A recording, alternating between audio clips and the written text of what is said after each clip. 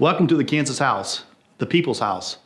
I'm Ron Ryckman, and it's my honor to be with you tonight to provide the Republican response to the state of the state. First, I want to thank the governor for her remarks and for joining us in the House chamber for this annual address. Republicans have been focused on many of the same goals the governor talked about tonight.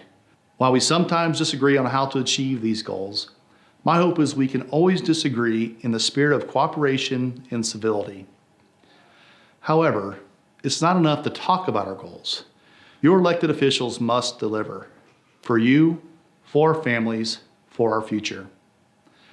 Unfortunately, many of the promises we heard tonight do not align with the governor's record.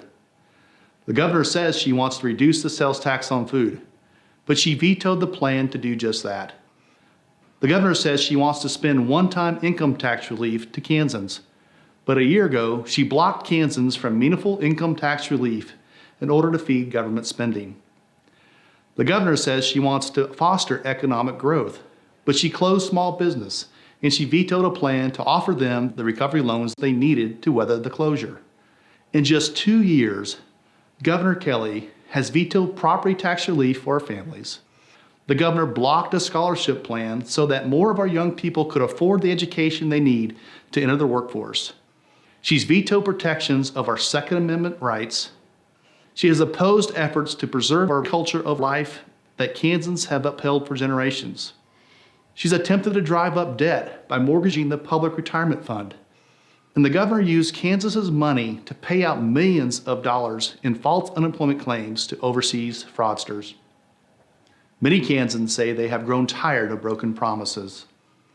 Listening to your concerns, your priorities, Republicans are focused on a different approach.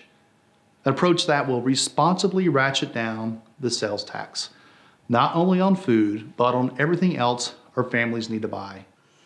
Take a save more instead of a spend more approach, resisting the temptation to overspend one-time federal dollars.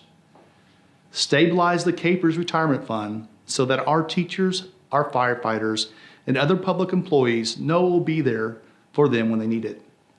Continue to invest in mental health so that our children, our veterans, and our families can access services when and where they need them. Protect access to safe, reliable water sources for our families and our farmers. Preserve the Kansas culture of life so that the common sense protections like parental notification and safety requirements remain in place. Borrowing from President Eisenhower's words, the proudest thing I can claim is that I'm from Kansas. Whether you were born here or adopted Kansas as your home, we all have a deep-rooted love for our state. It's a state where the American dream is still reality, where a kid like me from a small town like Meade can grow up and serve in the legislature, where my kids and your kids can grow up and be anything they want to be.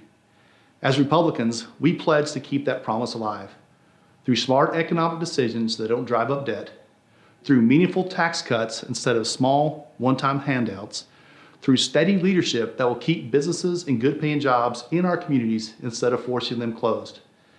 Together, I know we can keep the American dream, the Kansas dream, alive and well. May God bless you, and may God bless the great state of Kansas.